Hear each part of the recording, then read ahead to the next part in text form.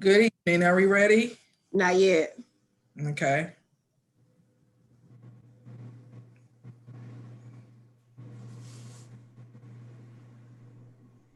Are you going to say we're live? Yep. As soon as it pops up, Okay. we're live.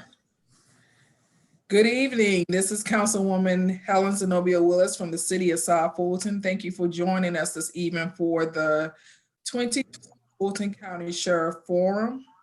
We have 4 candidates who are here to participate with us, and have our moderator, Dr. Rashad Ritchie. I'm going to give you a bio and tell you about Dr. Rashad Ritchie, and then I will turn it over to Councilmember Gums, and then we're also going to turn it over to Elise Fisher, who is the president of the Cedar Grove Association. My name, again, is Helen Zenobia Willis, and I represent Welcome All and the Cliftondale communities, the section called District 3. Just to give you a little background and a brief background of the demographics, City of South Fulton has approximately 72,000 registered voters. And of those 72,000 registered voters, District 3 and District 2 typically have the highest turnout of those registered voters. So we, Councilmember Gums and I, thought it was very important for us to make sure that our residents were informed about who was running in these municipal races, also county-wide races. And we want our voters to make an educated vote when they go to the ballot box. And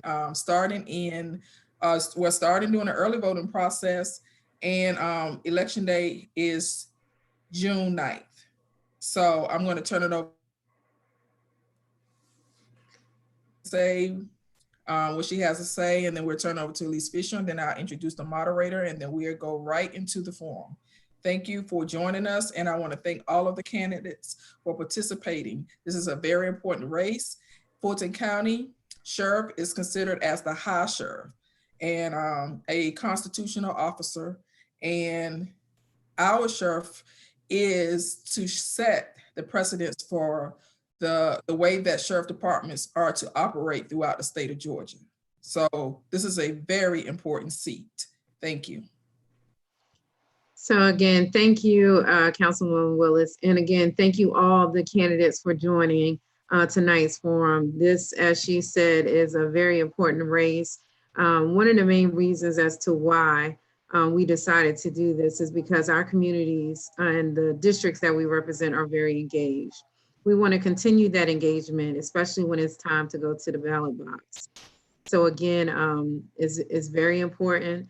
We're looking forward to getting to know the candidates so we can be educated when we do go to vote on June 9th. Again, thank you to our wonderful moderator, the most trusted voice in Atlanta, Mr. Rashad Ritchie. So I know that we will have a great forum tonight. So I also want to thank the residents for joining as well. I see that we will be getting a number of high views tonight. So again, we will be sharing this information again with our constituents who are not able to make it. So again, thank you.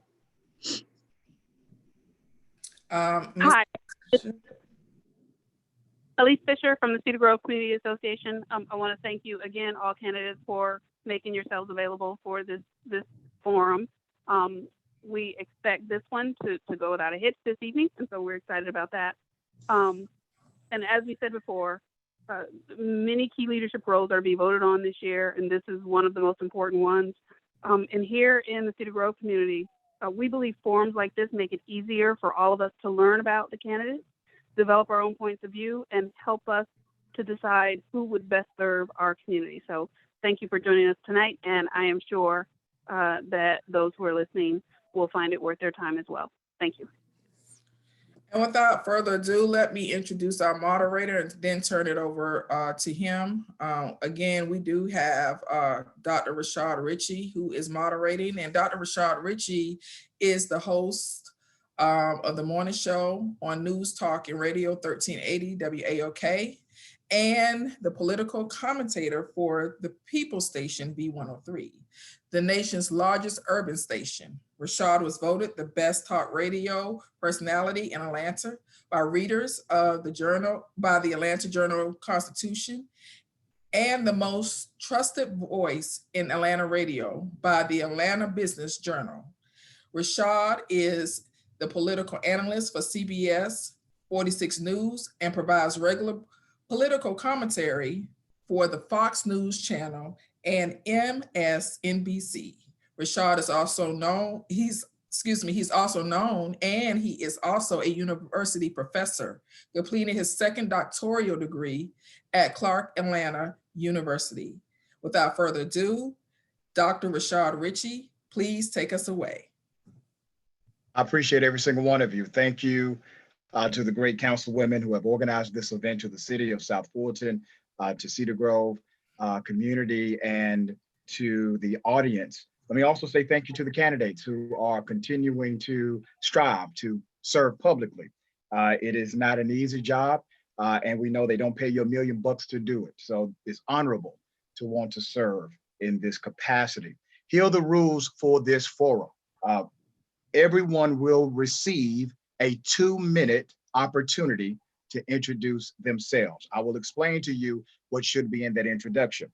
All Q&A, which will be done by me. Some of these questions are questions that I have as the moderator, and others are from residents who have submitted these questions in advance. That will give you a 1-minute response time. If you decide to say the name of your political opponent or give strong insinuation that you're talking about one of your political opponents, I will grant them an opportunity for rebuttal. That rebuttal would be 30 seconds, half the time of your answer. Choose the way you word your answers wisely. Also, your closing remarks will be 2 minutes as well. At around 7:15, we will shift from Q&A with me, the moderator, to a direct Q&A based on the questions in the chat room. These are people listening, watching, and they have questions. As you are answering questions, we want to make sure those questions get asked and answered. We're doing the timing a little different on this go round.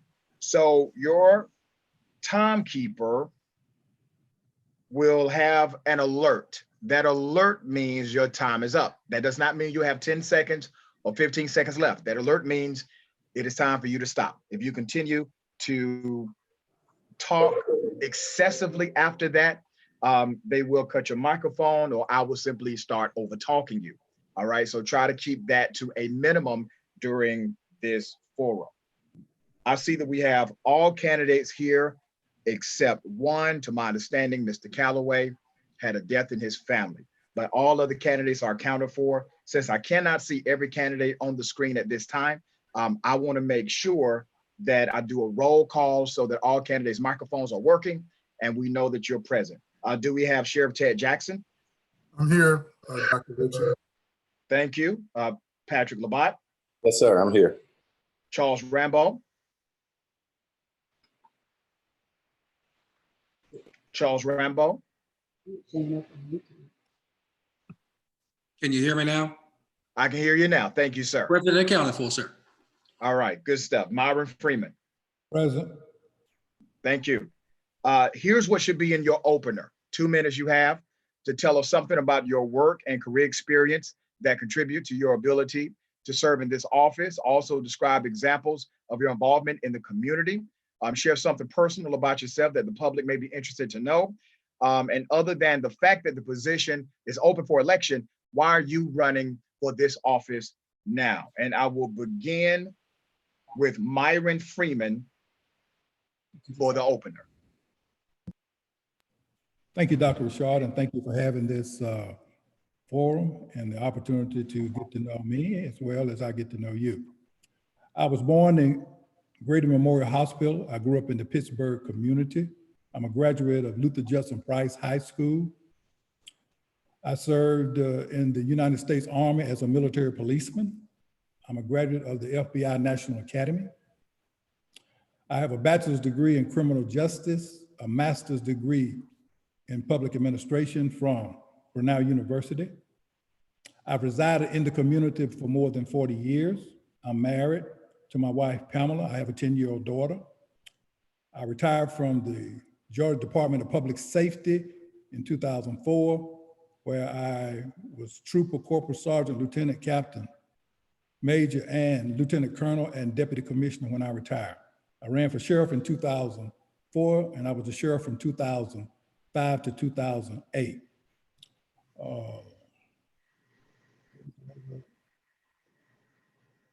And the reason I'm running for sheriff this time, sir, is that there's a presence that needs to be shown in the community with our local law enforcement agencies from the sheriff's office. And we need to have a presence to get rid of some of this crime. And we need to have a place where our children can not be abducted as for sex crimes, and we also need to have a place where houses are not being broken into and we're not being robbed. And I want to make sure that that presence is in the community to help get some of these criminals off the street. I want to thank you for this opportunity. Thank you, sir. I will go second to Mr. Charles Rambo. Ladies and gentlemen of South Fulton County, thank you all for hosting this forum so that you can get a better informed preview of what your sheriff's office does. My name is Charles Rambo. I am your candidate for Fulton Sheriff. I am a resident of South Fulton, have lived in South Fulton on and off for the past 15 years. I'm not present just because of an election. I've always been present inside of our communities, having lived near Burdett Ridge, currently living off of Enon Road, participating in a lot of events that people call me to for neighborhood association meetings, in addition to even being at Welcome Mall Park for festivals, encouraging children to stay away from violence. I am getting back inside of this race, ladies and gentlemen, because you need a more active and involved chief law enforcement officer of your county. And I'm not ashamed to say that, and that's what will distinguish me from my other candidates tonight, is that I take the position very seriously. I have set standards inside of the sheriff's office. In fact, that's the reason why it's called the sheriff's office today. I'm sure Myron Freeman will be able to attest to the conversation we had about that one time.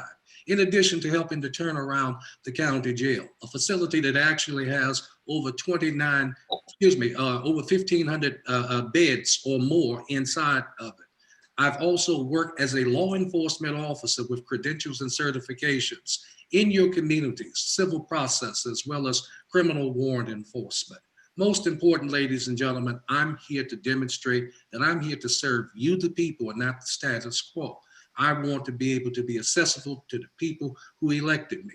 Take the opportunity right now and log on to my website and compare it even with the other candidates. And you will be able to see that I am on time. The sheriff's office in the 21st century. All right, thank you, sir. Patrick Labatt. Good afternoon, first of all, to both of our council members, Gums and Willis, and certainly to the realest man on the radio, Dr. Rashard Ritchie. And I also want to extend my condolences to, on behalf of all the candidates, to the one candidate couldn't be here because of the loss in their family. I am Patrick Labatt. I'm retired chief of the City of Atlanta Department of Corrections, born and bred right here in Fulton County, Southwest Atlanta, Frederick Douglass High School to Clark Atlanta University. Obtained my master's degree at Columbus State University. My wife Jackie and I have 4 grown children. We live in Southwest Atlanta, as I mentioned. We got a rescue dog named Hugo. But unlike most, I began my college career and my professional career simultaneously. I went to school during the day and worked 11 at night to 7 in the morning. Over the years, I was actually promoted up through the ranks. And in 2010, I was promoted chief of the City of Atlanta Department of Corrections. We put together a great team. We really focused on our community. We turned the city jail from a liability into an asset. You know, we obtained the agency's first perfect score and accreditation. We maintained that perfect score of 100 in our American Correctional Accreditation for over 10 years. I'm certainly humbled by the opportunity to run, but also by the opportunity to be named the actual Jail Administrator of the Year by the Georgia Jail Association in both 2015 and again in 2019. I'd like to think that's because of my hard work and my commitment to get things done. You know, you hear people talk about a day one plan. I have a right now plan. You know, why me? We look from a perspective of, I've already begun the conversations.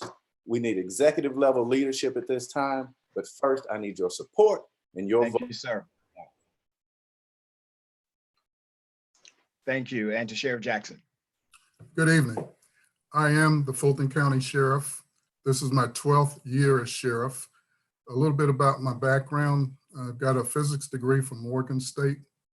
I got a certificate in public administration from USC. I graduated from the John F. Kennedy School of Government, Harvard University, and the Federal Executive Institute, all that had leadership training.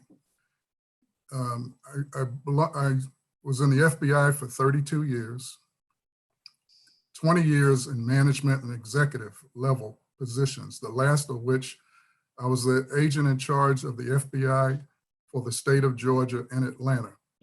I'm also a Vietnam veteran. After my retirement from the FBI, I was appointed by the governor of the state of Georgia to be interim sheriff from July 26th through December 31st. After that stint in 2008, I was elected sheriff, took the position January 1st, walked into a sheriff's office that was considered the worst in the state of Georgia. Our first task was to develop security for a courthouse after the tragic situation on March 11th, 2005. We also were under federal consent decree oversight by the federal court. We were released from that April 23rd, 2015. I developed working relationships with the 19 chiefs in Fulton County to include state and federal agency heads to address the crime problems, not only in South Fulton, but the entire county of Fulton. We reached out to the community in the outreach program. Our programs have been around for 10 years or longer. We work with our young people through HYPE, youth intervention. We work with the seniors for senior safety tips. We work with the homeless. We have a great program to keep fifth graders out of gangs. And we are present in the community. We actually do patrols in South Fulton. I actually sat down with the mayor. Okay, thank you, Sheriff Jackson. My first question is for all candidates. Criminal justice reform, something that's talked about a lot, and the definition of that depends on what side of the spectrum you're on. But let me ask you directly, what does criminal justice reform mean to you? And how do you use your office, or would you use the office of sheriff in order to implement strategies to actually create reform in our justice system? And first, I will start with Charles Rambo. Criminal justice reform can either become real or it can become novel. And based upon your approach to criminal justice reform is what it's based in. Criminal justice reform from my platform is specifically based in the rule of law, constitutional principles. If you don't have the constitutional principles there, then that's where you get Eighth Amendment conditions, such as a jail that is barbaric and unsanitary. When you have officers and communities who otherwise are enforcing the law as they see fit and not consistent with the official code of Georgia annotated or the Georgia and the United States Constitution. So without constitutional policing, without constitutional basis and platform, criminal justice reform will only become sound bites. It will only become lofty ideas. Once we get back into the meaning of what Constitution means inside of our criminal justice system, we're going to continue to have the same type of conditions in our courts, in our jails, inside of our communities. And that's what I stand for as the Chief Law Enforcement Officer. If it's a constitutional position, then it needs to be backed by constitutional principles. Thank you, sir. Second, I will go to Mr. Freeman. I believe that criminal justice reform happens when, as I was sheriff when I was at the jail, that was a gentleman from my community, really. And I saw him about maybe a couple of weeks ago, and he was very appreciative of the way that I treated him, and with dignity and respect. But you need to find out what the core issues are. You've got a lot of that jail is 95% black male. And something is wrong with a system when you got all these cultures and all we see is 95% of one culture. Something's wrong. And the young people, we need to have a system that doesn't criminalize menial offenses. And the jail needs to be open for the one for the 7 deadly sins and not bringing people in or for like cleaning up the city when we're having a convention, or locking up the homeless, or that kind of thing. I think criminal justice reform is going to take all of us working together with the community and the system to come up with something that's equitable for everyone. Thank you. Sheriff Jackson? We have criminal justice reform in the county. The courts have accountability courts and other courts to try to keep people out of jail that have made mistakes. In the jail, we have programs, and our programs are to try to reduce reentry and recidivism. Our programs go from culinary, GED, K-9 cellmate, mental health issues. In addition to that, we applied for 2 grants.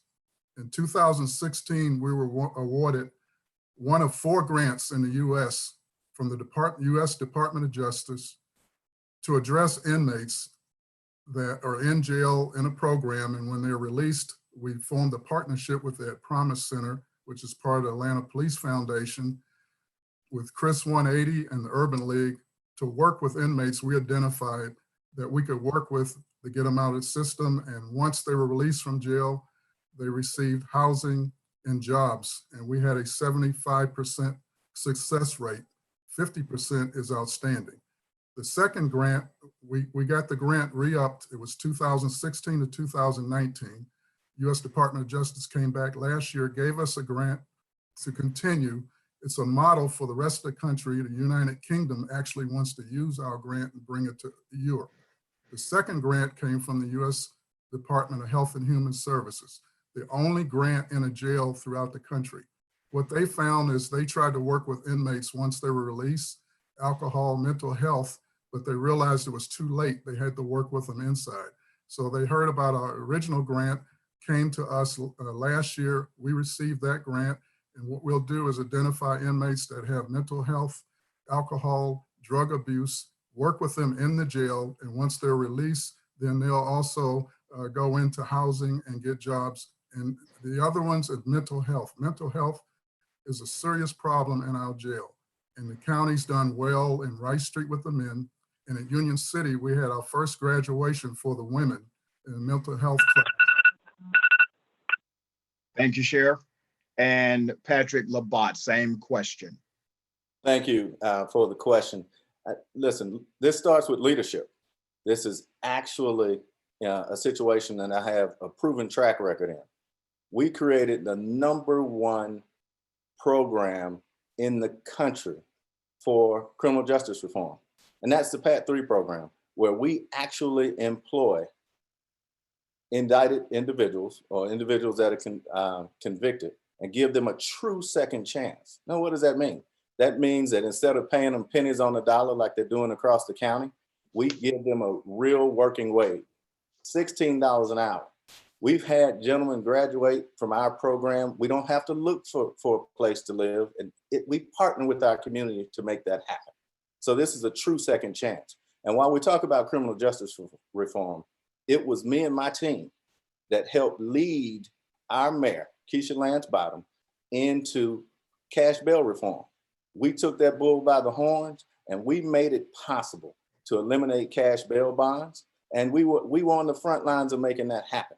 And so where there are obstacles, we eliminated those with respect to cash bail bond and gave people a true second chance. And that's what this is about. It goes beyond banning the box. So thank you. Thank you. My next question is about the functionality of the sheriff. Obviously, the sheriff position is a constitutional authority. You are the high sheriff once elected.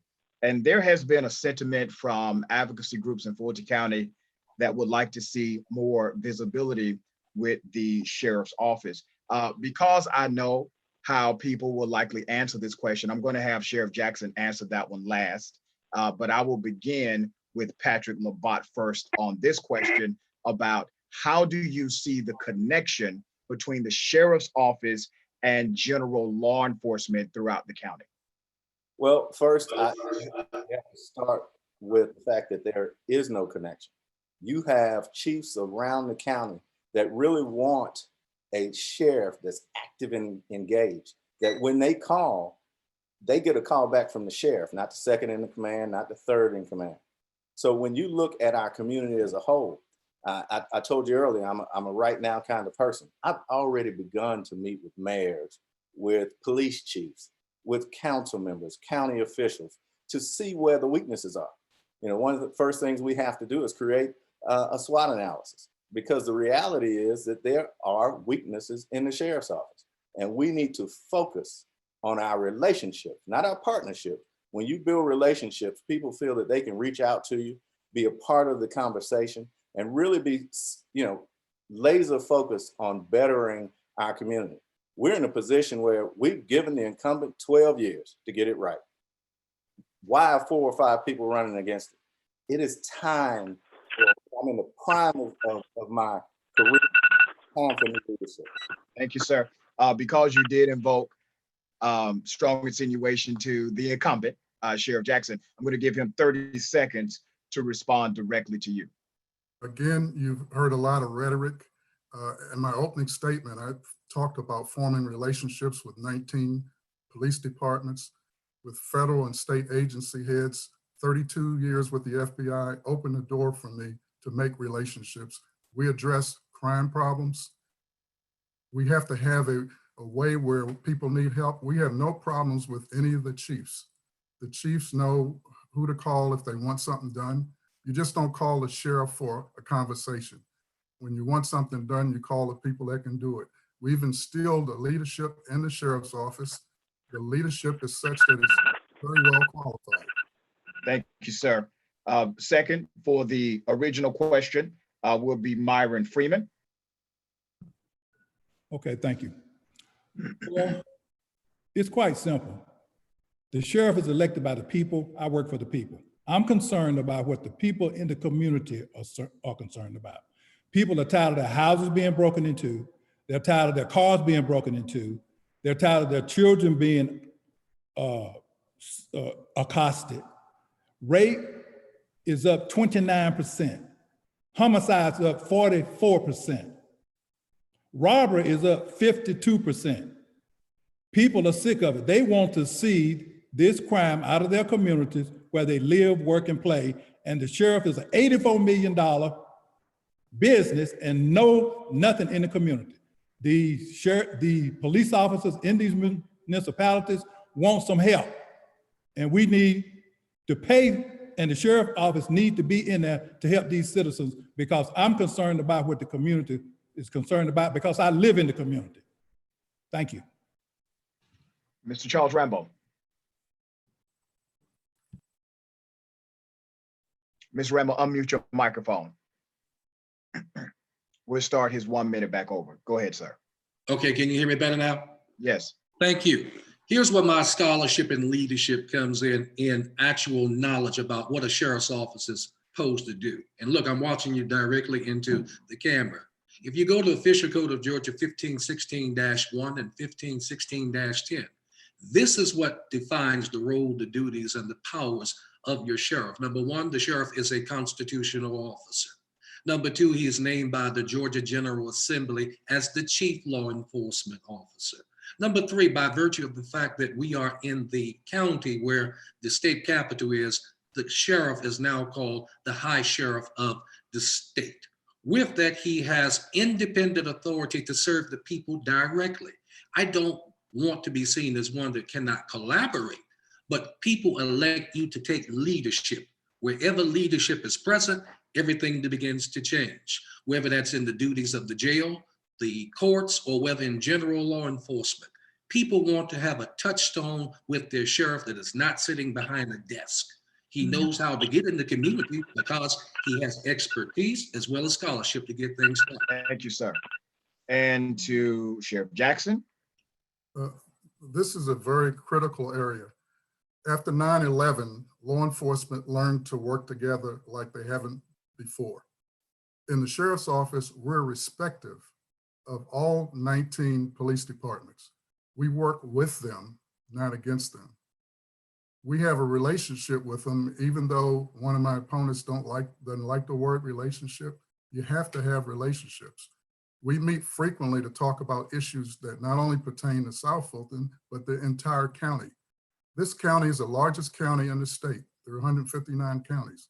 The Fulton County Sheriff's Office is different than any other county. The sheriff cannot do everything, but I can't do everything by myself. I need a staff to work with me. You have 15 municipalities, and in order to spread out and protect the entire county, we have to do it the right way. And we've done it the right way. And this is my 12th year. And if there were any issues, you would hear. The media would report issues if there are issues with the sheriff's office. And during my time as sheriff, there's been no scandal and no controversy. Thank you, sir. Let me ask a question to all candidates about our current pandemic. Obviously, Sheriff Jackson is currently overseeing the operations at the jail. So the question is slightly different for him. But basically, I want to know, what steps would you take if sheriff to make sure that inmates are safe when there's an infectious virus? And would you be open to the idea of mass release, as some have promoted in advocacy groups throughout the state? And I will begin that question with, first off, Mr. Labat. I like going first, twice in a row. I appreciate that, Dr. Ritchie. Look, these are unprecedented times. Proven leadership again. We went through the same protocols with the Ebola virus, right? There's one candidate that reached out to each one of the commissioners about hazardous duty pay when the sheriff did not. It is time to look at our leadership and understand. Here's the thing that I want to correct. I like clarification. I called the sheriff for over a year and a half with 900 empty beds in my facility so we could get people off the floor. I called and had my counterparts call when the COVID-19 broke out so that we could figure out how to isolate and create a safer environment. Dealing with a pandemic like this requires vision, requires really active and engaged leadership. The county deserves more, and I submit to you, Okay. It's going to be a change. Thank you, sir. I do have a follow-up. Were you insinuating that the sheriff did not respond to you when you reached out to him? I'm not insinuating. I am telling you firsthand. I've called, I've had my majors call, and no response. He considered the lunch that we had at a forum and a training session our connection. I reached out with 900 empty beds and an opportunity to get people off the floor and treat them like they're human. Thank you, sir. I'm going to go to Sheriff Jackson to respond to that. And also, Sheriff, you have the same question. So I'm going to give you 1 minute and 30 seconds total to respond to what Labat has just said, and also to talk about what steps are being taken at the jail amid COVID-19 and your openness to mass release. I'm going to respond to the incorrect information. He called me for lunch. My schedule wouldn't allow me, but I did meet with him. He has a relationship with the chief jailer. The chief jailer handles our jail. Any kind of use of beds has to come from the county. The county has the money. The sheriff doesn't have the authority to pay for anything. And he's now acting like he's worked with me, and he hasn't worked with me. Now, to get to the virus, we're very concerned about people coming in and out of the jail. We've had 151 released. The courts are working very well with dropping the population. Today, we had 2,092 at Rice Street and 180 at Union City, 500 inmates less than we had March 1st. With the virus, we check everyone before they come into jail. We have a protocol, and if there are new arrivals, we put them in isolation for 14 days. We have a medical staff that checks with them. As of tomorrow and Thursday, the National Guard is in checking the medical employees as well as our employees that want to be checked. We have equipment for all of our employees because we're concerned about people coming in and out. We have masks for all the inmates that have been donated. We've had a total of 31 inmates that have tested positive. One has been released from Grady. The others have recovered. Today, we only have 2 inmates that we are observing in quarantine. This is a serious issue, and we don't need to make a change in midstream when something's working. If it ain't broke, don't fix it. All right, Mr. Rambo. Unmute your microphone, sir. Sorry. Better? Can I hear you? Yes. Okay. So yes, according to Harry Truman, we do need to change horses midstream because I'm not so much concerned about COVID-19. I'm concerned about the conditions that existed in the jail prior to COVID-19, to include overcrowding and unsanitary conditions that was so described as being barbaric and just totally out of control. You could see that on 60 Days In, so I'm not making something up that the incumbent allowed to be shown on national TV. With that, ladies and gentlemen, we've got a lot that we have to do towards COVID-19, but the mass releases, I'm going to give you another perspective you probably never thought about. Why did it take COVID-19 to force our criminal justice system to release people that otherwise should have been released in normal timeframes according to what speedy trials demand, what getting cases into courts mean? With that, so many people sat in that jail languishing and languishing all the way through up to COVID-19 that forced now almost 100 people to be released. Thank you, sir. Mr. Jackson, you have another opportunity to respond. Yeah, I'm surprised that Rambo, he knows that the sheriff is only a holding facility for inmates for trial. The sheriff has no control over the justice system. The sheriff has no control over the Speedy Trial Act. And lastly, the one-sided view of an AJC story based on a lawsuit by the Georgia Advocacy Office. He's quoting what they put in the paper. He's quoting what the judge said in court, and he's not aware that that's been resolved and the jail is about as clean as we can, and we invited WSB in to come. Thank you, sir. And to Mr. Freeman. Yes, thank you very much. As the sheriff of Fulton County, if I'm sheriff, the buck starts and stops with me. You have to start a conversation. You got 900 beds in the city of Atlanta that's in Fulton County that's empty. And we got a jail that's overcrowded. The taxpayers already paid for it. So why are we not using the jail? It doesn't make any sense. That would help COVID-19 because you can spread them out. But I can't answer why it's not being done, but that's what I would do as sheriff. Something needs to be done over there to get the inmates where they are in compliance with the remedies for COVID-19. Now, the real pandemic is this crime. We need to get these folks off the street. They're tired of their houses being broken into, tired of their cars being broken into, tired of being shot, and nothing's being done because we got to do nothing, Sheriff. Sheriff Jackson, you get another 30 seconds to respond. You're going to have the lion's share of time tonight. I'd like to thank the candidates for helping me. I don't think the candidates are actually listening to my responses. I'm saying the same thing over and over.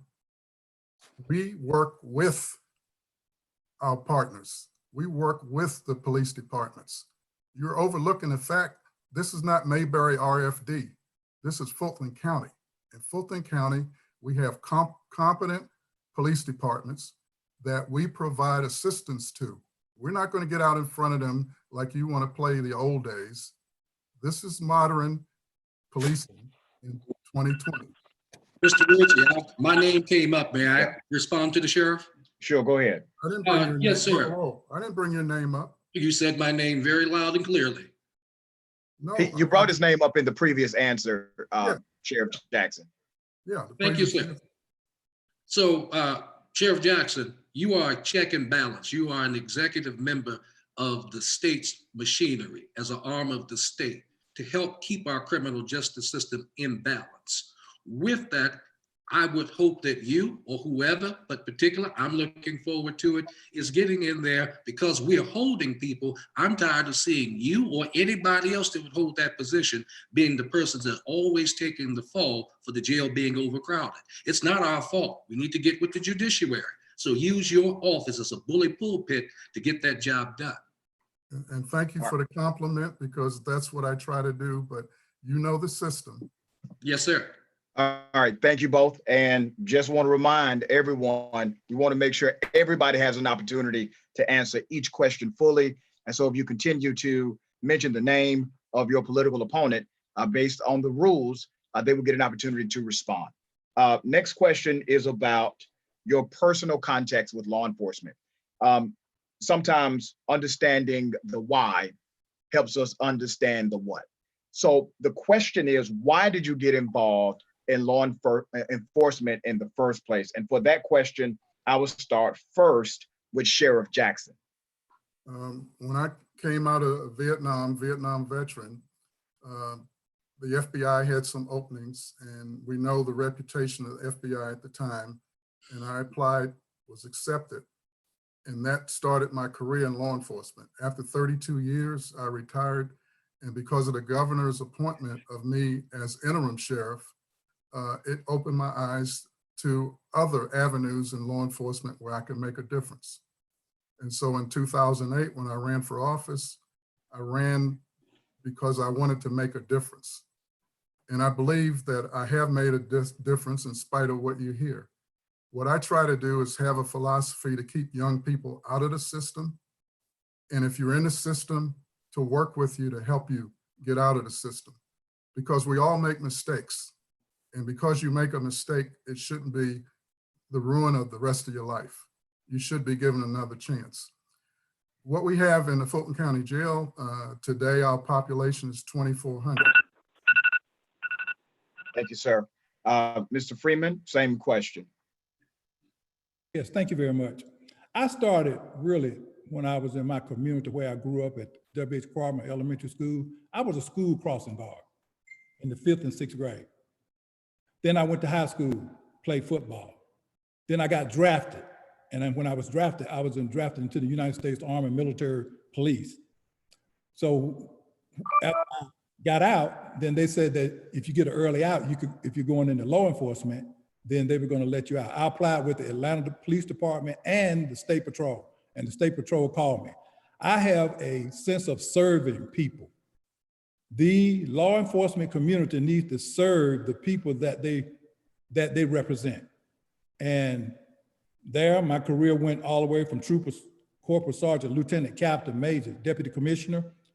I retired and I ran for sheriff, and I was sheriff of Fulton County for 4 years, where I lived, where I grew up, and where I have a relationship with the people in the community. We need to serve our community. That's why I got in, because I want to serve. And the reason I'm running for sheriff again. Thank you, sir. Mr. Rambo. And make sure I'm unmuted. You can hear me? You can hear me? Yes. Okay, thank you, thank you.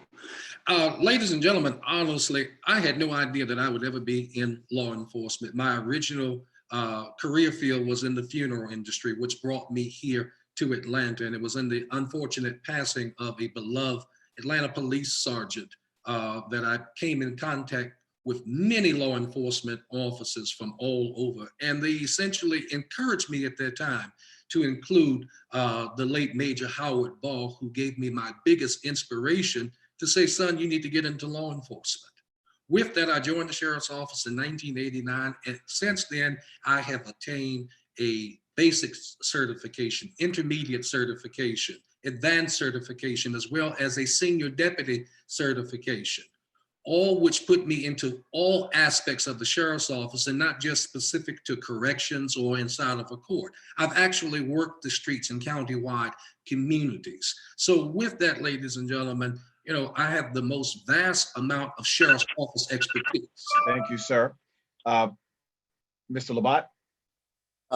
Look, again, this was passion, right? I mentioned earlier, I started working 11 at night to 7 in the morning and really focusing on how I could get through school and obtain my degree at Clark Atlanta University. But then I saw myself in a leadership role, and how could we change what even the Atlanta Department of Corrections looked like? So I was able to get my post-certification, able to graduate from the FBI Executive Leadership Institute, as well as the Georgia International Leadership for Corrections. So this became, how do we take what we have in our hands and better our community? How do we look forward and not back? And then, and the passion really stems from the lack of engagement around some of what I've seen the sheriff's office in the past, what it could be. And so for me, it was, after wrapping up a 30-year career, 10 years as chief, how do we continue that passion, that energy to give back? Again, I'm in the prime of my career and able to focus and be engaged and accountable. Thank you, sir. Candidates, this question is a little more involved, so I ask you to really listen up for the details.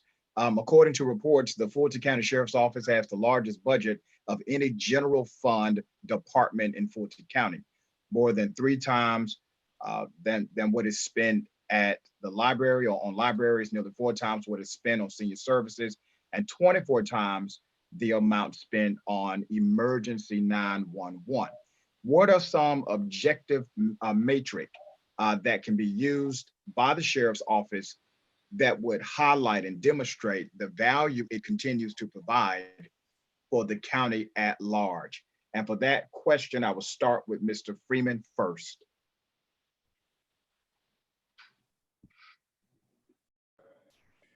Dr. Ritchie, you are right. The sheriff has an $84 million budget. With $84 million of taxpayer money being spent, something needs to be done about this crime in the community. We need to see visibility.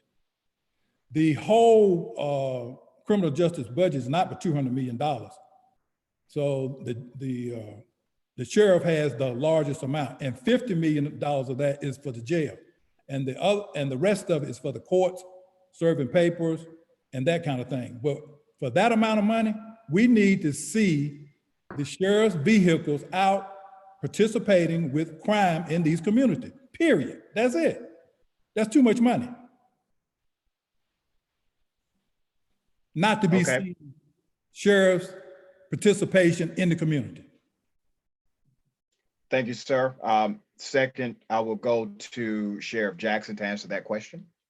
Well, that sounds like a lot, but when you look at what it's spent for, 2/3 of that money goes to maintain the jail. And as you heard one of the other candidates say, when the jail was built, it was built too small. It's indirect supervision, so we need more employees. Of that budget, 70% is for salary and wages.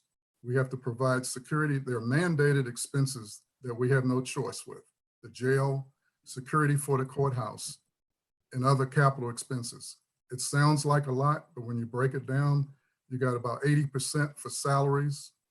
You got 30% for contracts, because we have to feed the inmates.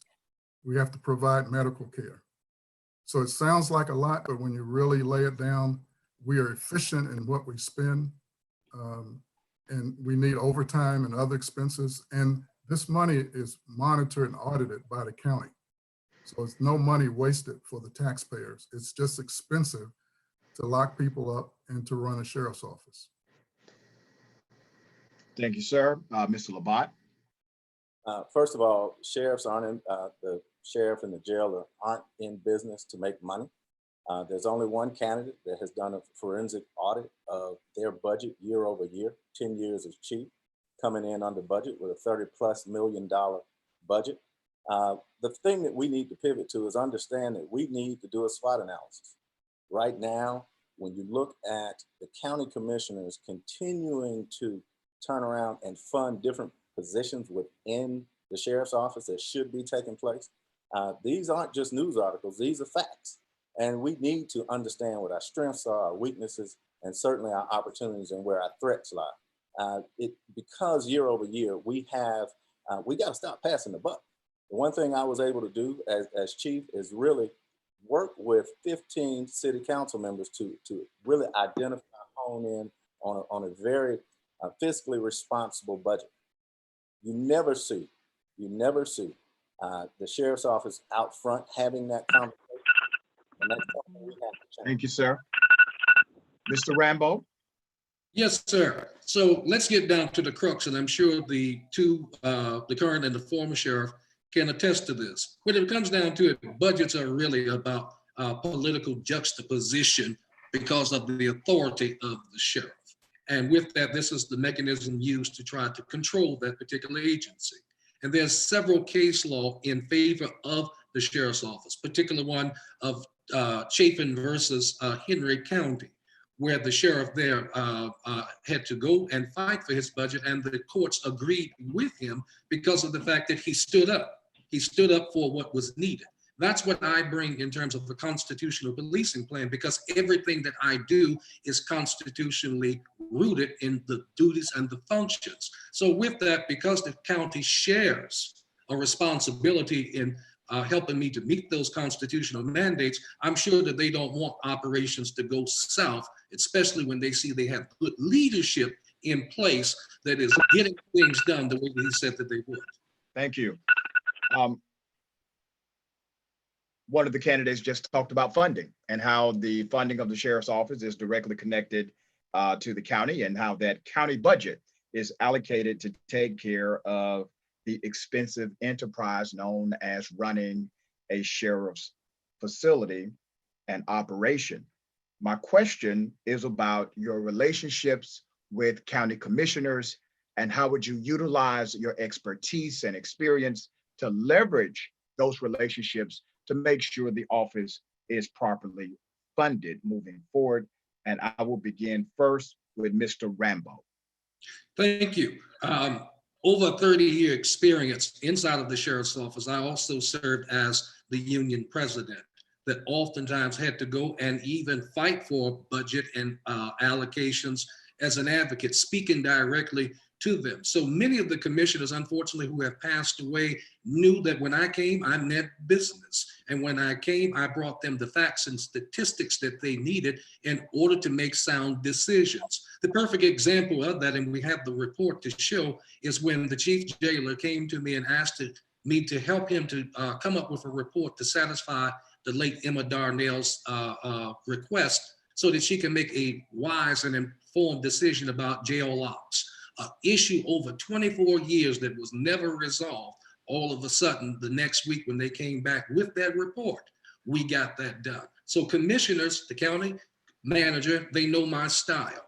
With that, I'm just what I am. I'm straightforward. I'm going to tell you what I'm going to do, and we're going to get it done, and I'll show you an accountability with that. Mr. Labat? Yeah, I mean, what a wonderful opportunity. I started my race over a year ago. I've reached out to every county commissioner. I have relationships. Again, I'm from here.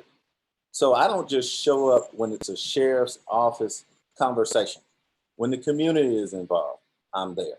So county commissioners have already know that they can count on me. I've partnered with county commissioners to not just feed the homeless, go to our senior citizens and really focus on how we become better partners, how we build relationships. The only law enforcement entity to feed seniors twice a week over the old Adamsville, and partner with county commissioners and city council members to really focus on what it looks like beyond the walls of the jail.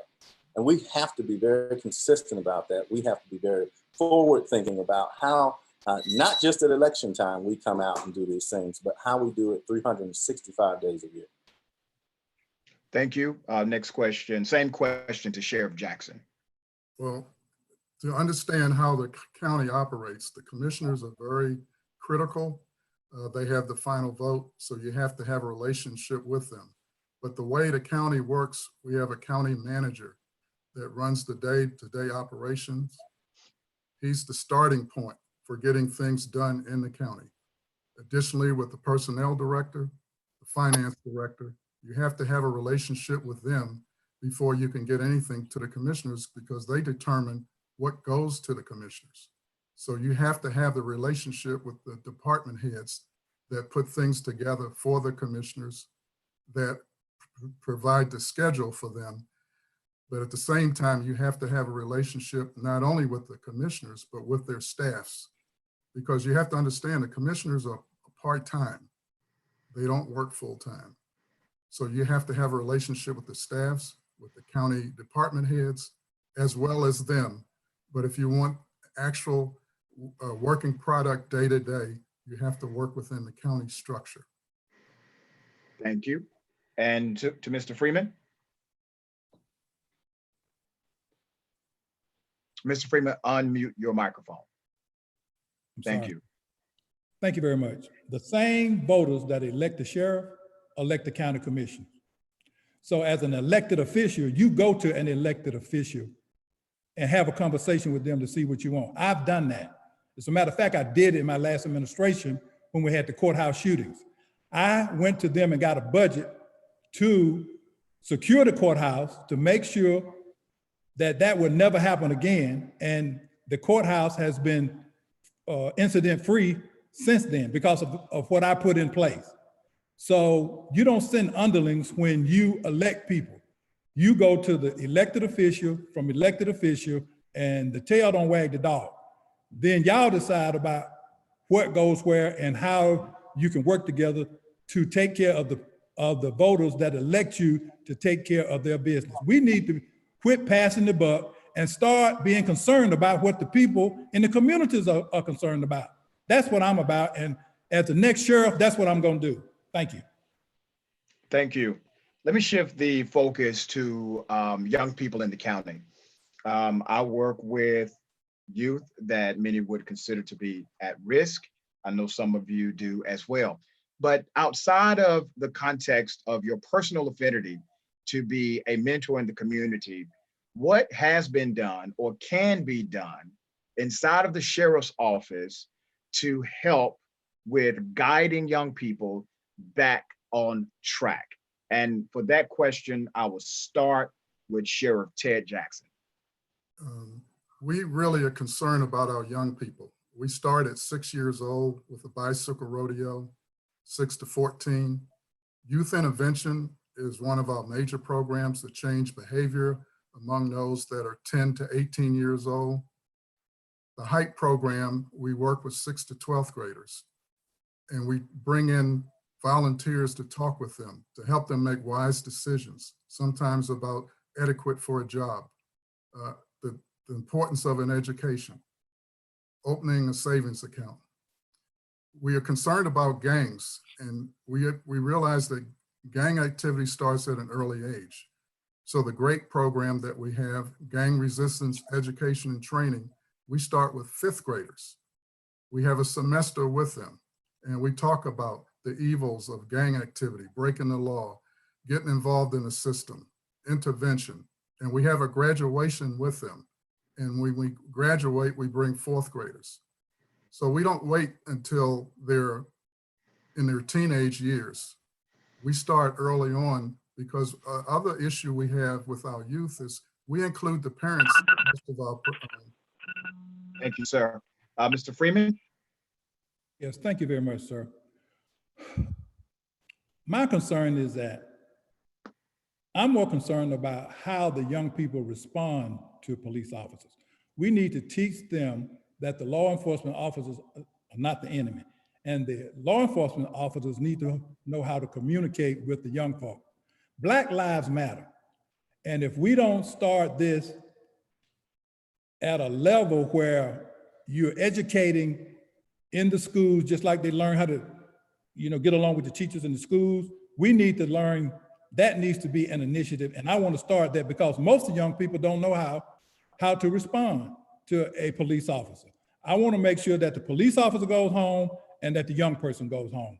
So that's going to take an initiative with the community, business, everybody involved. That's why the community needs to be involved, because this is an issue, and it's a serious issue in the Black community.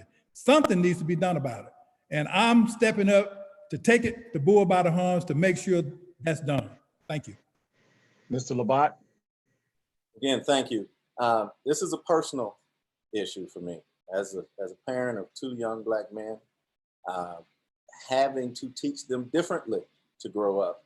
We move into an environment where we notice, the data shows that school to prison pipeline starts in the 3rd grade, not the 5th grade. We have to be very thoughtful and intentional about how we handle that. And so we work. We started a reading program with our officers and our kids in the 3rd grade, really building that relationship so that you can look beyond where you are. The Junior Correction Academy we started. Yes, it's not a scared straight program.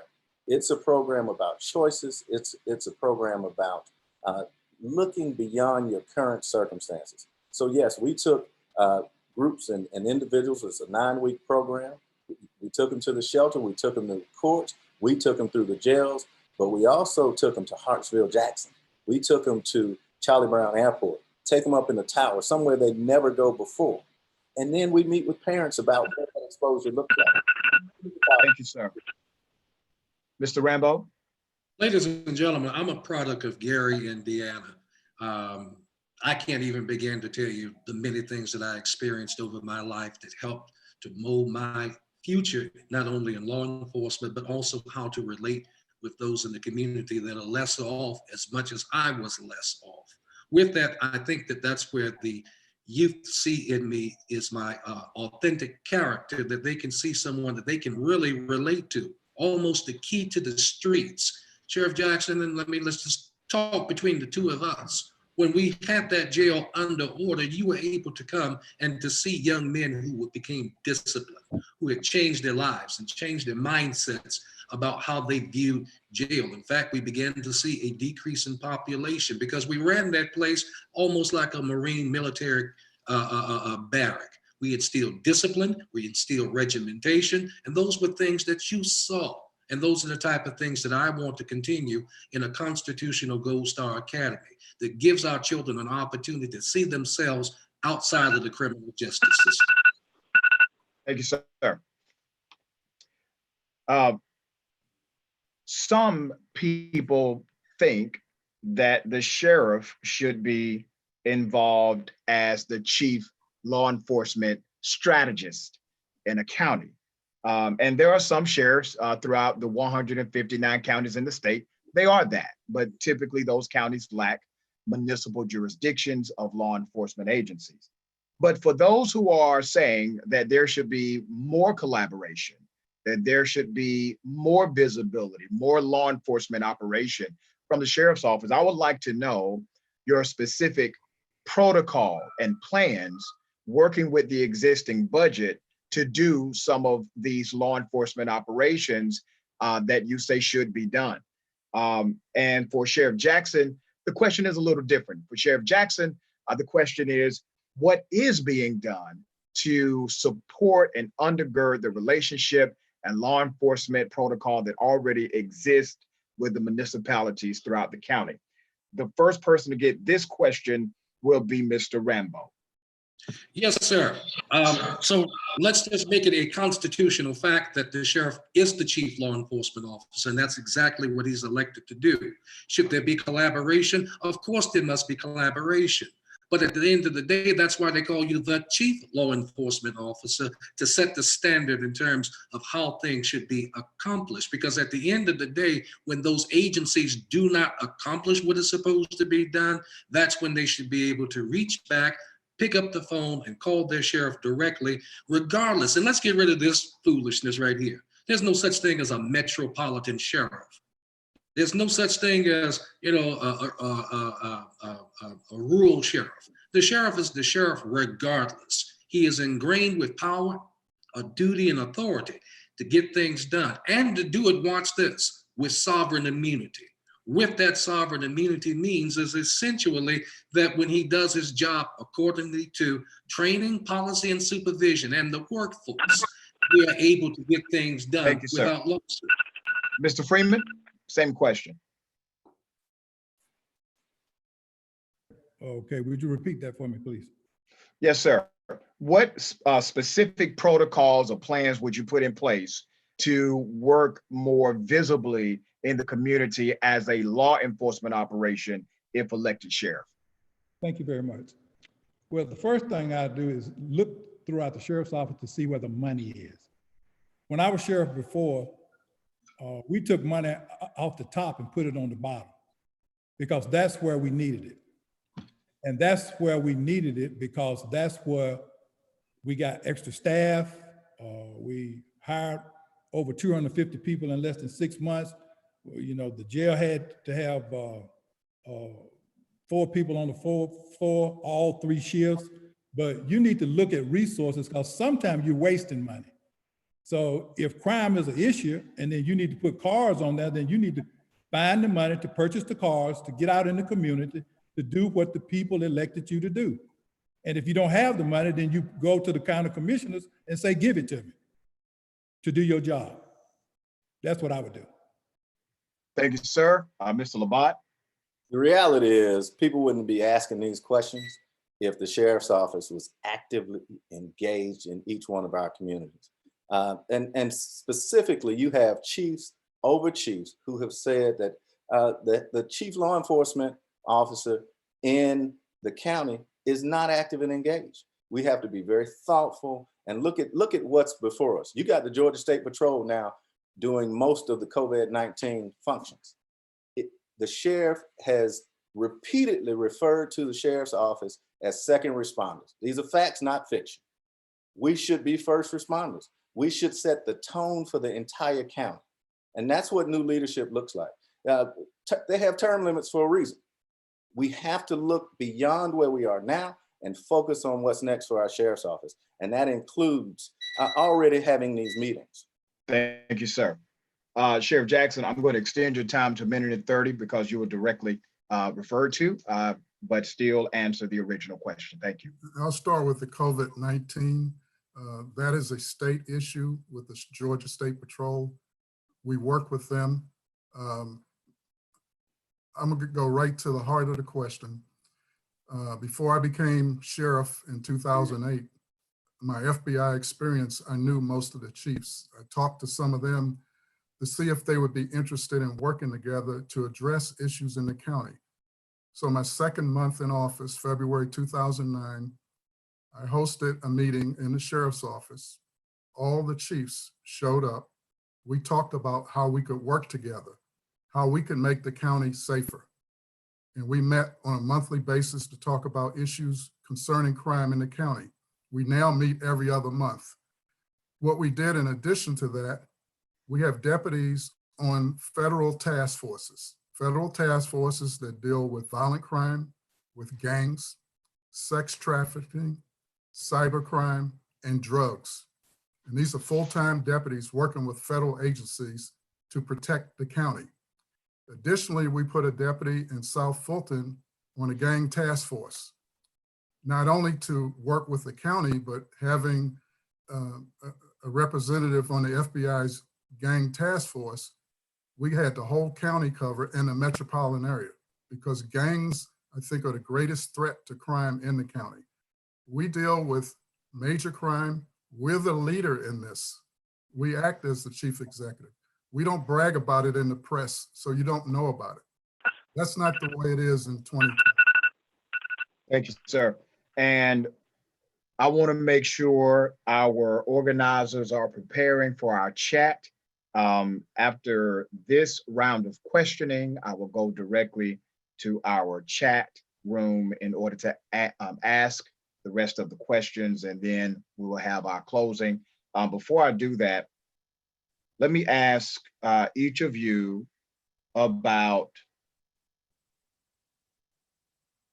your direct participation in the law enforcement community and how that participation in Fulton County or outside of Fulton County, if that is your experience, how has that participation prepared you for 21st century policing, which is quite different than the policing of the past?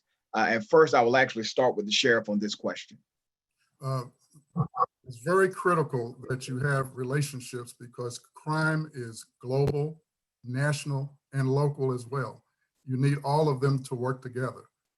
So I'm a life member of the International Association of Chiefs of Police, life member of the National Organization of Black Law Enforcement Executives, a member of the Major County Sheriffs Association, also a member of the National Sheriffs Association.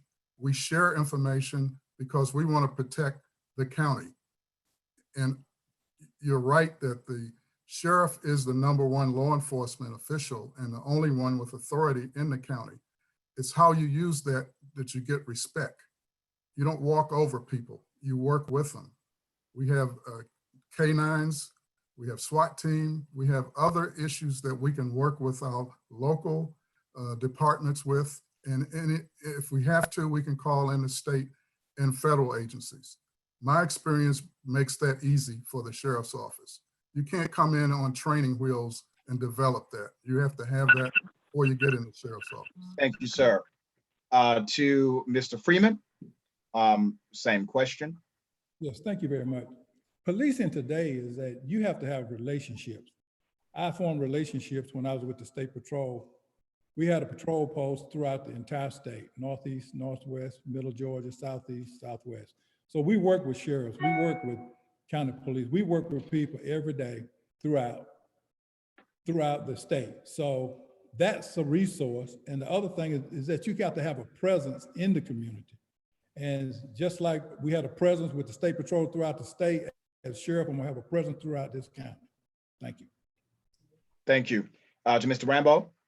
Yes, sir. So as we stated a moment ago, I'm specific into the sheriff's office of dealing with civil process, dealing with criminal warrants, extradition of fugitives, taking the custody of mentally ill persons. I've done this all over my career, including working inside of criminal cases, also being a state certified gang investigator and trained by the United States Department of Homeland Security and intelligence analysts. With that, you have to have the certifications on day one to be ready for the job, as well as being able to have experience, not just in one category, but in all categories of this particular sheriff's office. With that in mind, I'm also a Georgia Post senior instructor. I have taught thousands of officers who have passed through the academy and even work in South Fulton in criminal procedure, constitutional law. You name it. So I've helped to set a tone in terms of what 21st century policing looks like, absent of bias, absent of the way that we have been strangely. Thank you, sir. And Mr. Labat. This very conversation is indicative of what 21st century policing looked like. All right. Technology has changed the way criminals as well as sheriffs should be responding. You heard one of the candidates mention all the credentials from being a lifetime member of Noble, such as I, lifetime member of the American Correctional Association, lifetime member, literally we move into a space where we have to understand that we have to really be specific. And I think that starts with our Sheriff's Reserve. At one point, it was over 400, but people want leadership. It is down below 200. We have to move in an environment where people beyond the sheriff's office are starting to engage in these relationships. I was recently endorsed by the IBPO, International Brotherhood of Police, as well as the Georgia Federation of Public Service Members. So people understand beyond where we are right now, what this next level, this next century looks like. And we have to be engaged and be able to focus and move right into what technology leads us and be very thoughtful. Thank you. I am now going to ask questions directly generated by those who are watching this debate. It's understood that the Sheriff's Department is primarily charged with administering jails, court security, warrants, and special operations. How can the Sheriff's Department better support local law enforcement similar to how deputies are used in Clayton County? Deputies are rarely seen in the county outside of these services. And I will open that up for everyone, but I would like Sheriff Jackson to respond to that one first. As I said before in my responses, we do patrols. We're working throughout, especially in the south side of the county. We have the privilege of having our commander over our law enforcement division is the former assistant chief of the Atlanta Police Department. He brought relationships with him when he came. The difference in Clayton County and Fulton County is a non-comparison. All of Fulton County is incorporated, except for one section. Clayton County is a little different, so the sheriff role is different. You have to understand the role of the sheriff in the county and the makeup of the county. We do patrols, we do backup. We're not out in front to embarrass any police department, but if a 911 comes in, we're the first to respond. And then we work with our partners. We work together, not against each other. And I can't answer for Clayton County. I don't know what it is they do. I know that what we do in Fulton County works for us. And I've not heard one complaint from any of the 19 chiefs in the Fulton County. Thank you, sir. To Mr. Labat, if you want to take a answer. Quite simply, integrity matters. And I wish that we focus on what that looks like. We have to have, people wouldn't ask the question if they saw the sheriff's office. People wouldn't ask the question if deputies were ingrained and working with. One of the things that I'm proud we started at a very local level, which spawned out to many other counties, was really the Jail Administrators Association, where we brought together tactical teams, including Fulton County. And we went to other facilities and really looked at what that looks like. When you have a DA that says the largest incubator for crime in the county is inside the Fulton County Jail, that's a problem. So it is literally a space that, as I say all the time, the biggest room in the world is room for. Thank you, sir. Mr. Rambo? Yes. Number one, again, with clarity, when they were trying to abolish the Fulton County Sheriff's Office, I'm on note on legislative record as being the only person who actually came in and spoke with constitutional clarity about making sure that the sheriff was not appointed or otherwise abolished. And the key question always came up talking about the importance of the sheriff in the 21st century, just running a jail or running a court. No, by law, the sheriff has just as much authority in the incorporated areas as he does in the unincorporated areas. In fact, at the end of the day, if the sheriff's position was so lowly as people think that they are, why do so many police agencies come to the sheriff for deputization? That means there's a greater power there. With that, I don't mind sharing that, but we are also going to take the lead in terms of what the sheriff's office is constitutionally capable of doing with a motivated workforce in the jail, in the court, and a collaboration also in the community. When we have that as a force multiplier across the board, I guarantee you, with a Sheriff Rambo, we don't have to worry about being in comparison to anybody's county. Sheriff Jackson, 30 seconds. Again, I would just like to correct the record. There is no comparison of the Fulton County Jail with the Atlanta Detention Center. In our jail, 92% of violent offenders. It's a different atmosphere. And our employees are dedicated. All of our employees, they work hard. Our chief jailer is recognized nationwide. And I resent when he's criticized or the jail is criticized by people that are not inside, that don't know what's going on. And to me, the jail is about as good as it's going to ever get. The programs, just for example, a couple of weeks ago with the virus, the county actually paid for us to sanitize the jail. Our jail is a model for other jails. We get calls, our chief jailer gets calls all the time to model a real jail and not a detention center. Thank you, sir. Let's go to Mr. Freeman if you want to answer the original question. Thank you, sir.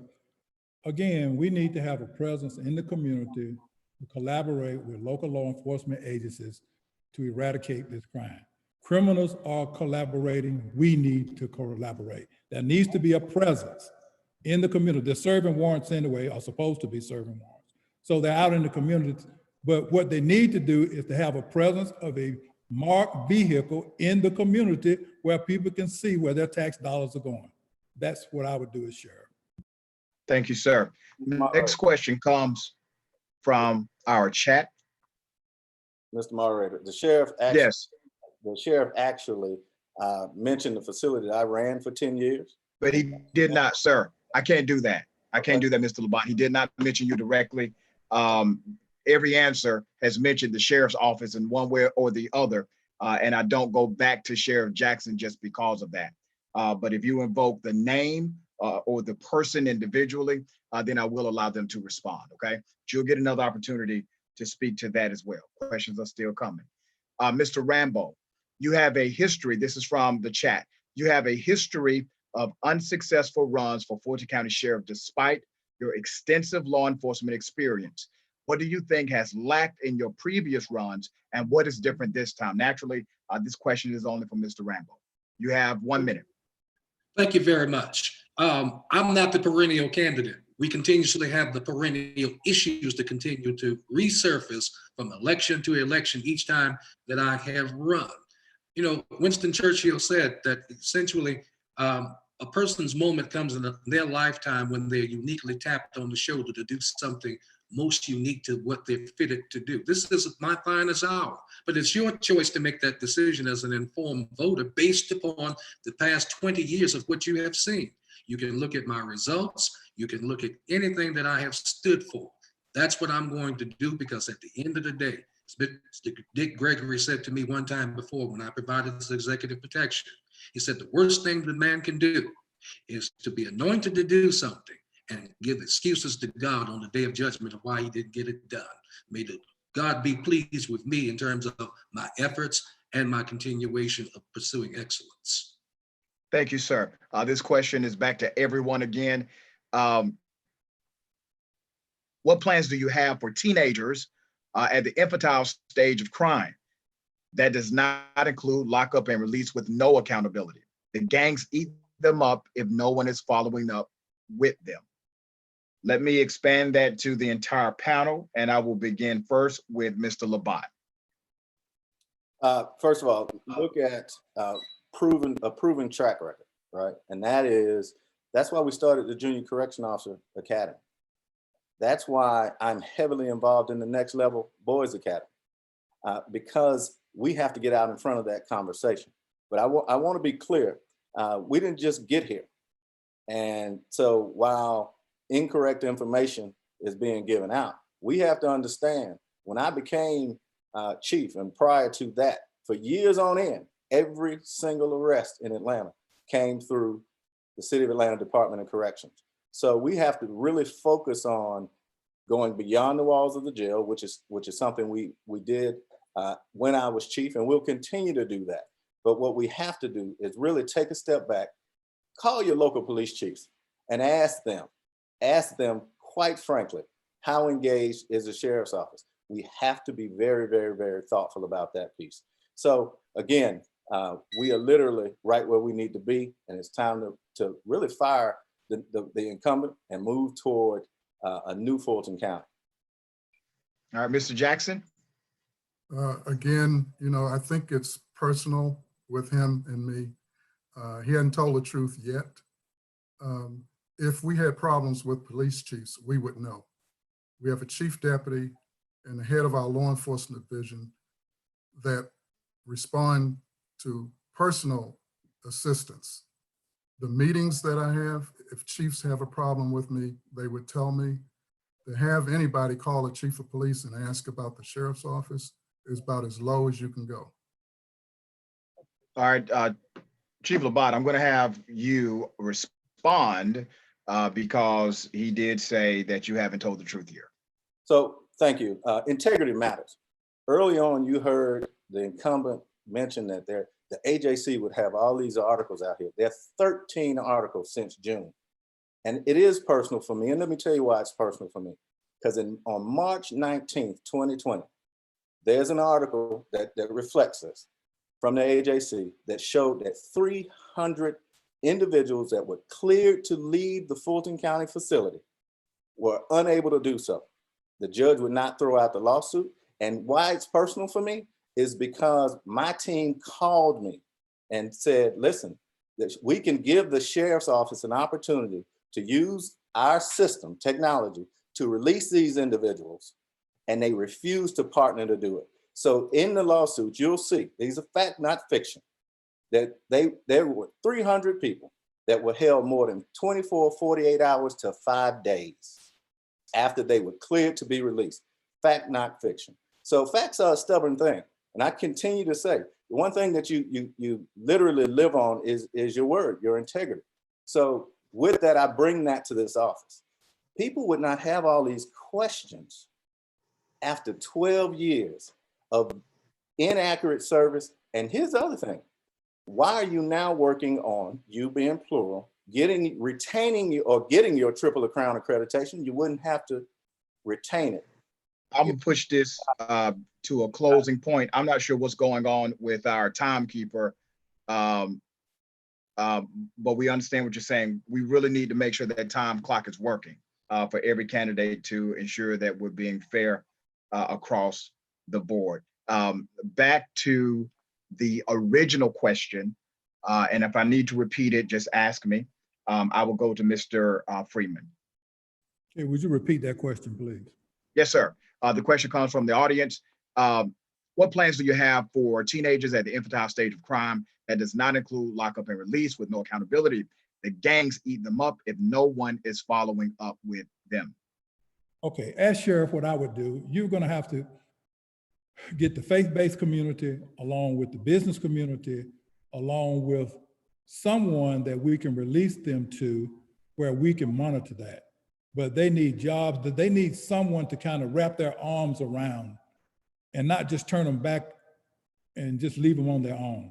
That's what I would do, because businesses, they can give them jobs. The faith-based community, the faith-based community, you can have some of the, church people, some of the local boys clubs, but it's going to take a group of people with a program where someone can follow their progress. That's what I would do. Thank you.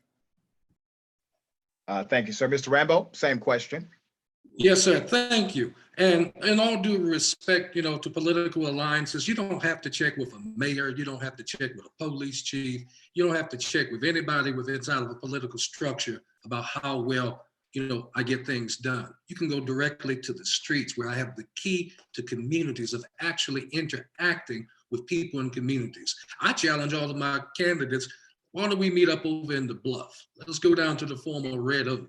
Let's go over into various communities where people can identify with who actually has made impact in their lives, with whatever one they choose. But one thing that they know is that Charles Rambo is authentically engaged in making sure that you have a brighter future. I participated with the Fulton Leadership Academy. I participated with the Fayette NAACP, helping youth to understand their constitutional rights, to be able to live more productive and get things done on the opposite side of the criminal justice system. So with that, there's an engagement with me that youth can see is that I mean business, because I don't ever want anybody else. Thank you. This question from the audience is directly for Mr. Freeman. The question is, why was Sheriff Freeman not reelected to Fulton County Sheriff Department? Well, that's easy. You have to ask the voters that question. All right, thank you, sir. For the current sheriff, question directly to you. If reelected, given similar levels of funding for the sheriff's office, what specific changes would he make to the sheriff's office? Well, we're working well. So I would just build on what we've already done and try to deal with the mental health issues that we have in the jail. We have 21% of our population considered extremely mentally ill. They don't belong in jail.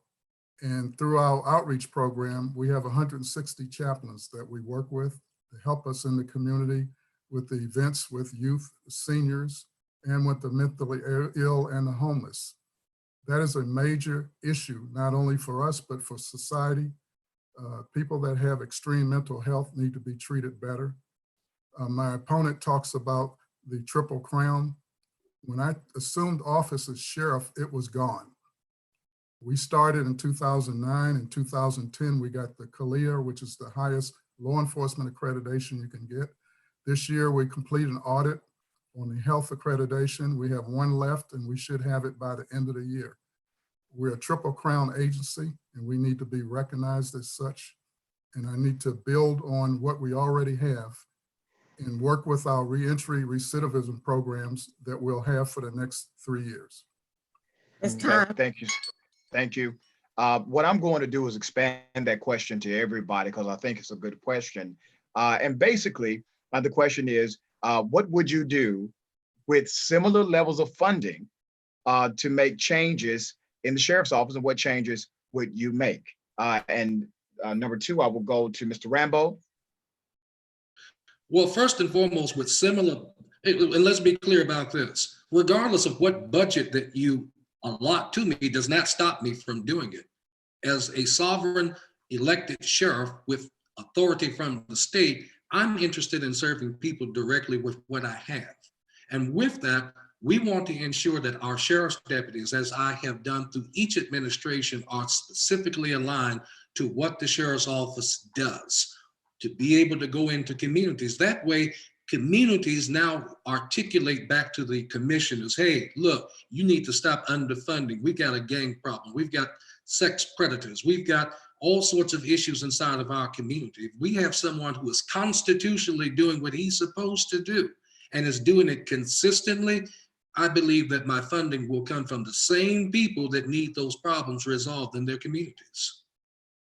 Should I say politicians? Yes, sir. Mr. Freeman? Hey, thank you very much.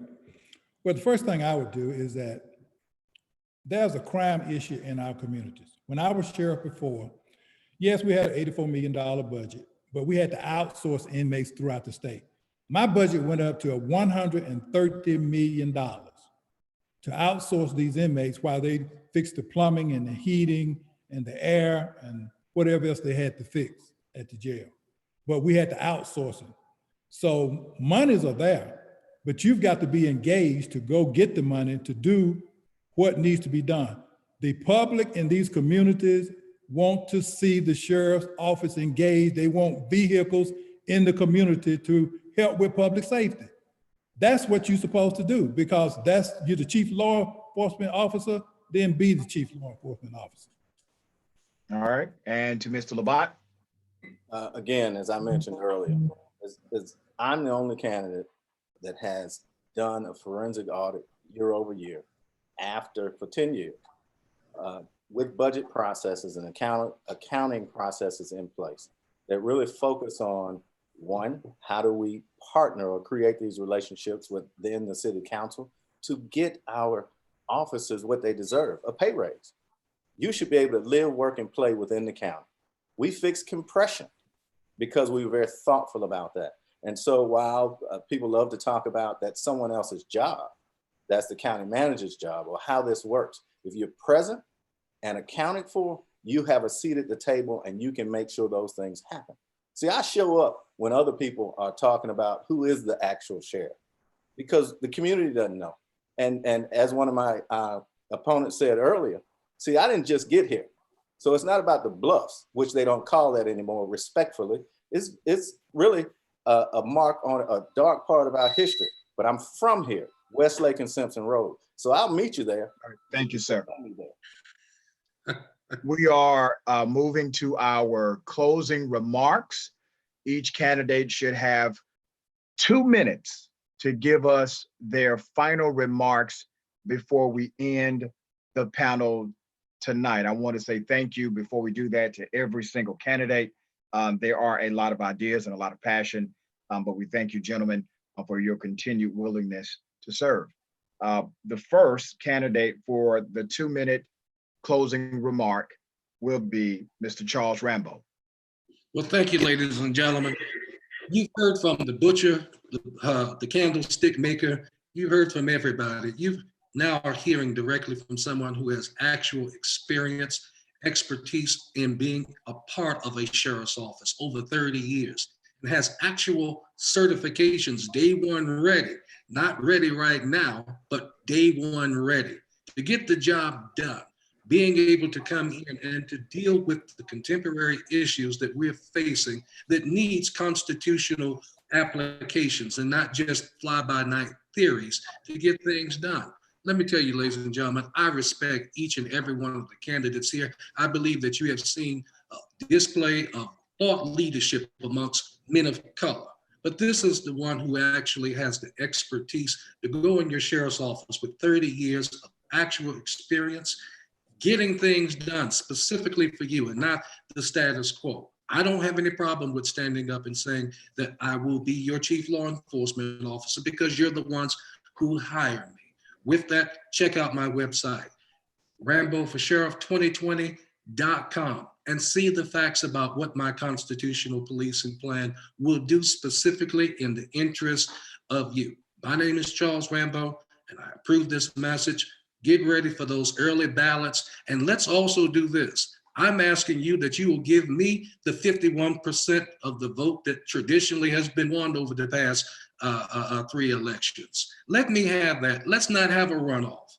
Let's get through this thing so that we can have a good transition between myself and Sheriff Jackson, that we may be able to correct some things and get those things done that will help him to go into retirement and move forward into the future.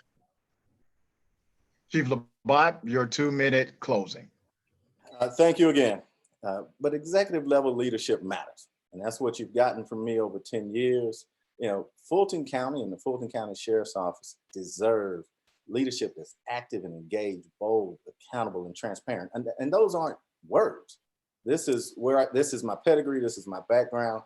You know, we're in a space where we have to understand, and you heard earlier from certain candidates talk about not wanting a partner. We have to allow our grievances to really move out of the way so we can understand our opportunities. And this is an opportunity for each and every voter to make a change in Fulton County. And the only way we do that is through absentee balloting, early voting, and June 9th. I need your support for change. I need your vote. And certainly in these tough times, I invite the audience and want to make sure that everybody's taking an opportunity to be safe and stay well. Thank you. Sheriff Jackson.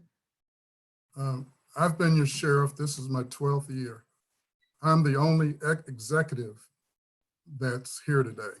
Proven integrity. I brought respect, improved the image. I got people around me smarter than me, day to day running the sheriff's office. No controversy, no scandals. We had a lot to do since 2009, and we've done it. But our job is not done. I've had stability throughout my life, married 45 years with 2 adult daughters. I'm a stable person that gets the job done. I'm not out front patting myself on the back. I'm not looking for press. I'm just a real 21st century leader that gives credit to those that deserve it. And before I run out of time, if you really want to know the details, this was a lot of material to cover today. A lot of material I couldn't give you. Go to my website, reelectSheriffTJackson.com. Thank you. And Mr. Freeman. Thank you very much, sir. Well, as Sheriff of Fulton County, you will see me in the community. I want to be accessible, but most of all, I want to know that that's your office. Hello? That office belongs to the voters of Fulton County Sheriff.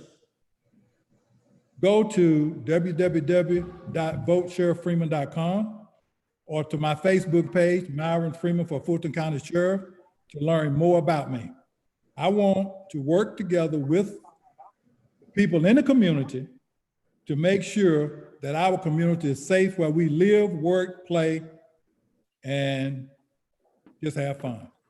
Thank you very much for your time, and go and get an opportunity to see more about me. And I hope I can earn your vote on June the 9th. Thank you. Thank you. To all of the candidates, thank you for participating in this forum. To the audience members, we are blessed by your presence. To the organizers, thank you for taking it upon yourself to make sure this information could be disseminated through the county. And I now turn it back over to Councilwomen Helen Willis and Gumbs.